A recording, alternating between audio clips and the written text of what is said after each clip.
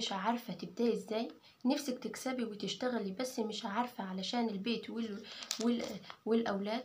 طيب، طالبة ومخطوبة ونفسك تجهزي وتشتغلي علشان خاطر الجهاز والعيشة بقت غالية، تعالى أقولك بقى ازاي تعملي مشروع وانت قاعدة في البيت وسط الولاد وانت طالبة وبتذاكري وتكسبي 6000 جنيه في الشهر.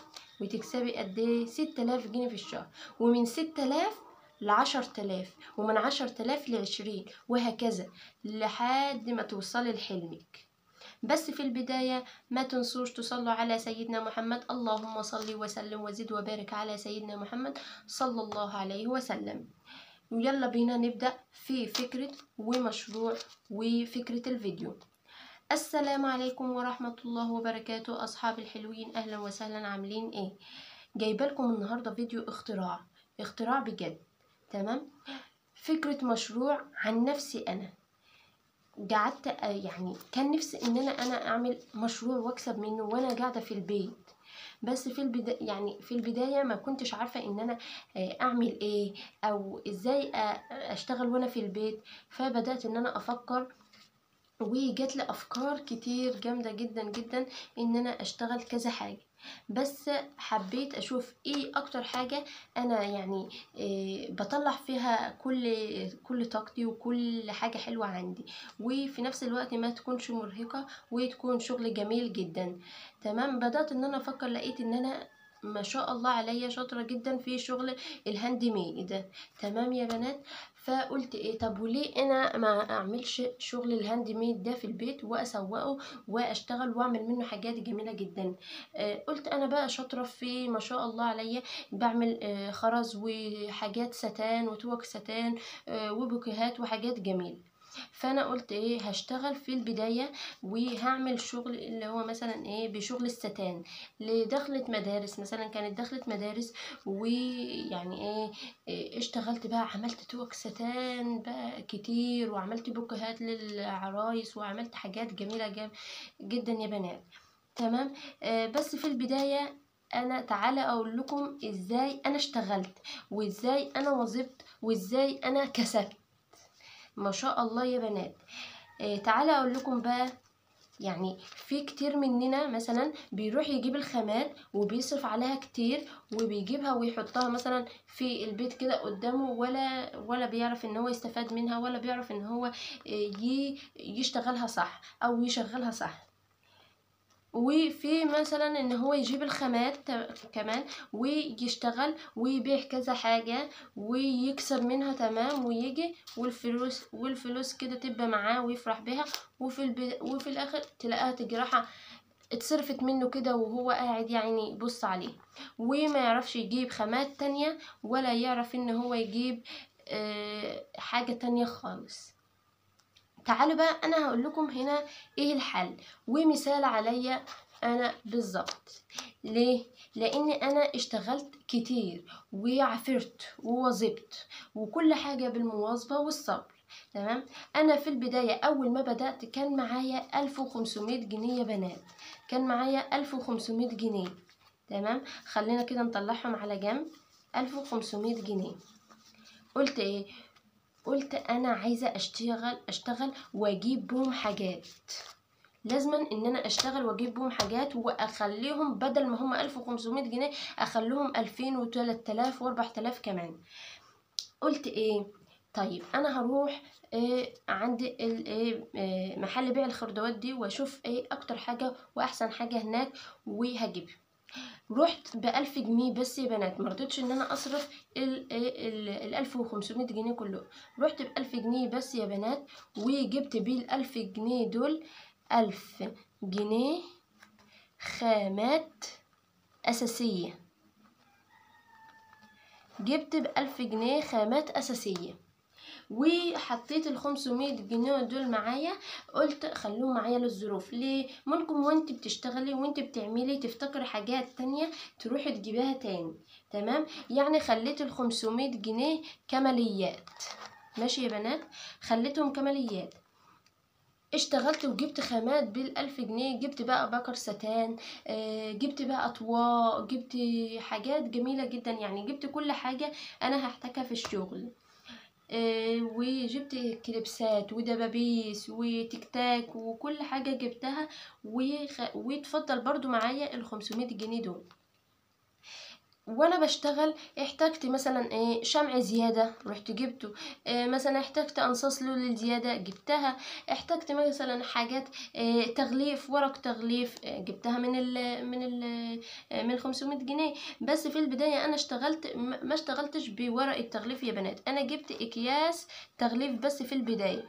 يعني حبيت في البدايه ان انا اشتغل باقل حاجه، ليه؟ عبل ما اشوف مثلا شغل هيتسوى ازاي وحاجاتي هتتسوى ازاي. المهم يا بنات وانا بشتغل يعني وعملت كل حاجة، صرفت ال1500 جنيه كلك الحمد لله، وما بقتش محتاجة اي خامات تانية، وما بقتش الحمد لله محتاجة حاجات تانية. وجبت دبابيس كمان بروشات، وبدأت ان انا اعمل كل حاجة انا بحبها. عملت توك للمدارس، وعملت بوكيهات ورد، وعملت دبابيس بروشات، وجبت الاطواق السلك، وعملت بالخرز وباللولي، وجبت نايلون صنارة، وعملت حاجات جامدة جدا يا بنات. وبعدين يا بنات سوقت شغلي، ماشي، سوقت شغلي وسوقت كل حاجة انا عملتها التسويق المظبوط. ولو عايزين كمان يا بنات اعمل لكم فيديو عن التسويق اكتبوا لي تحت في التعليقات، وان شاء الله الفيديو اللي جاي يكون فيديو تسويق. بس اكتبوا لي تحت في التعليقات، هعمل لكم التسويق المظبوط والتسويق التمام اللي انا قمت بيه وعملته ازاي. تمام. ال1500 جنيه دول ما شاء الله بعد ما سوقتهم وسوقت كل حاجة كسبت فوق ال1500 جنيه دول، خليتهم كسبت 1000 جنيه كمان يا بنات. يعني بصوا مكسب جامد جدا وحاجة جامدة جدا ما شاء الله. انا ما كنتش متوقعة اصلا ان انا اكسب المكسب ده، بس الحمد لله ربنا كرمني، وربنا يعني حب ان هو يفرحني كده في بداية شغلي. تمام. عملت بعد كده يا بنات؟ يعني طبعا ال1500 جنيه دول هم رأس المال، 1500 جنيه دول هم رأس المال. طبعا انا مش هاخدهم بقى الم الفلوس كلها على بعضها واخدهم واصرفهم واشبع نفسي واقول بقى ده انا خلاص كسبت كده، لا، احنا عايزين ال1500 جنيه دول يبقوا 3000، ومن 3 ل10، ومن 10 ل20، لحد ما اكمل حلمي واكبر مشروعي واعمل مشروع فعلا فعلا يكون ليا مستقبلي، واللي هو يبقى معايا ما شاء الله ماشي معايا على طول. تمام. ال1500 جنيه دول قلنا اللي هم رأس المال.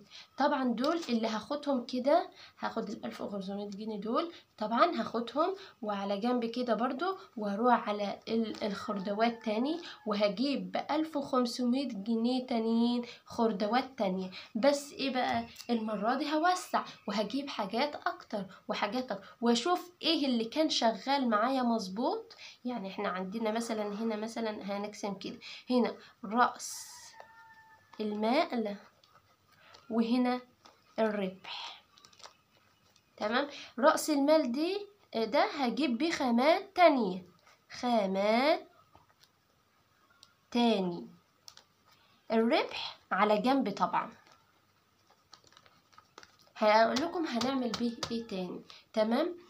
يبقى رأس المال ده هجيب بيه خامات تاني، وهأكتر بقى في الخامات، هشوف اللي اشتغل معايا اشتغل اكتر، واكتب كل حاجة كده يا بنات علشان خاطر ما انساش، واشوف الحاجات فعلا اللي جابت معايا.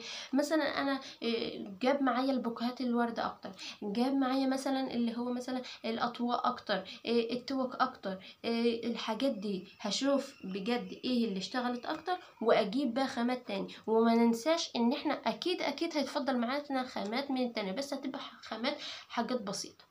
تمام. بس هنحتاج ان احنا نزود، هنجيب مثلا المرة دي مثلا هنجيب اوراق تأليف، بدل ما جبنا اكياس هنجيب ورق تغليف كمان، وهنظبط الشغل. تمام. وممكن بقى نجيب خرز ونبدأ نعمل ان احنا حاجات بالخرز، انسيالات بالخرز، فوانيس بالخرز، حاجات زي ما انت تحبي وزي طبيعة الشغل اللي انت بتعمليه. زي طبعا الريزن اللي بنات كتير بيشتغلوا فيه ما شاء الله، شغله جميل جدا جدا برضو يا بنات، وتسويقه برضو جميل جدا. المهم انا جبت بال1000 جنيه دول خامات تاني، وجبت بيهم حاجات تانية كتير، وال500 جنيه دول سبتهم معايا على جنب. بس عملت ايه بقى؟ ال500 جنيه دول طبعا انا ما كنتش مثلا بشتغل وبتعب علشان خاطر ان انا ملاقيش مثلا ايه حاجه ان انا إيه يعني افرح بقى اولادي او كده. فطلعت مثلا 500 جنيه، انا طلعت 500 جنيه سبتهم على جنب طبعا اللي هو الربح، وسبتهم على جنب كده اللي هو مش هاجي يمهم خالص، هحط الربح على الربح ومش هاجي يمهم خالص لحد ما اشوف انا ايه اوسع شغلي واوسع حاجه. المهم خدتهم كده معايا، ورحت مثلا جبت حاجات للاولاد وفرحت الاولاد طبعا، وجبت حاجات جامده جدا والعيال فرحوا بيها، والعاب وحاجات لنفسي برضو ولبيتي. ويعني جبت حاجات بسيطه برضو والله يا بنات برضو، بس وفرت كمان 200 جنيه من الربح كمان، وحطيتهم كمان على ال500 جنيه، وصرفت ال300 جنيه دول اللي يعتبروا ان هما اتصرفوا بقى مش موجودين، وجبت بيهم الحاجات فرحت اولادي بيهم. يبقى كده الربح اللي هو نفرح الاولاد، يعني كل حاجه هنكتبها واشوف انا عملت ايه الاولاد، واجيب لنفسي حاجه لو انا محتاجاها، حاجه ضروريه، حاجه ضرورية ليا بنات، علشان خاطر احنا في البداية، يعني لازم نعرف ايه هنربح قد ايه بعد كده. احنا لسه في البداية، يعني لسه ما اشتغلناش وجبنا بالالوفات وبالكتير دي علشان خاطر نكسب ونشتري وبقى ونبذر. واهم حاجة التوفير يا بنات، التوفير والله يا بنات بيعمل المستحيل. تمام. لازم استمر، ولازم ان انا اكسب مرة تانية. يعني عايزة اقول لكم يا بناتي ان انا المرة اللي بعدها كسبت، يعني فوق 1500 دول كسبت والله العظيم يا بنات، كسبت 6000 جنيه. تمام. يعني كل حاجة بالاستمرارية، وكل حاجة بالتسويق المظبوط، وكل حاجة بعمايلك وعمايل ايديك الجامدة، واهم من الشغل تظبيط الشغل. ويا بنات والله العظيم يعني لازما نفكر كتير ونشوف احنا هنعمل ايه وايه اللي انت بتشتغليه صح، ويعني نشوف الحاجة الحلوة اللي انت بتحبيها وتعمليها، لان الحاجة الحلوة اللي انت بتحبيها هي اللي هتطلعي كل طاقتك الجميلة فيها، فهتطلع معاكي احسن حاجة. ماشي. مفيش حاجه مثلا انت شفت حاجه على النت وعجبتك ومعرفش قمتي رايحه انت عاملاها، طبعا مش هتطلعها بنفس الاتقان والحلاوة اللي هتبقي انت متقنة في حاجة تانية فيه. اهم حاجة الاتقان، واهم حاجة الحاجة اللي انت بتحبيها تعمليها وتفهميها صح. عايزة اقول لكم يا بنات ما تنسوش تعملوا اللايك وتشتركوا في القناة علشان خاطر الفيديوهات الجامدة ما شاء الله. هعمل لكم كمية فيديوهات جامدة ان شاء الله بإذن الله، ويعني ان شاء الله حاجة جميلة جدا ان شاء الله بإذن الله. خليكم معايا واعملوا مشاركة لاصحابكم علشان خاطر يوصل لكم كل جديد بإذن الله، وعيلتي بيكم تكبر كده واكتر واكتر ان شاء الله. لازم يا بنات ان انا مثلا ان انا يعني اكمل لحلمي، اوصل لحلمي، لازم اشوف الحلم اللي انا بحلم بيه علشان خاطر اكمله واوصل ليه. طبعا يعني لازم ان احنا نحلم، وبالحلم والامل الامل بيصنع المعجزات يا بنات، والتوفير بيصنع الكتير، والحلم بيصنع كتير والله يا بنات. بس كل حاجة لازما بالصبر يا بنات، ولازما طبعا نعرف ونفهم ان الحاجة دي جت بتعب، وجت بعرقك، وجت بكل يعني بكل طاقتك. فلازما ان احنا نعرف نوفر صح وندبر صح، ونعمل ان شاء الله حاجات جميلة بإذن الله.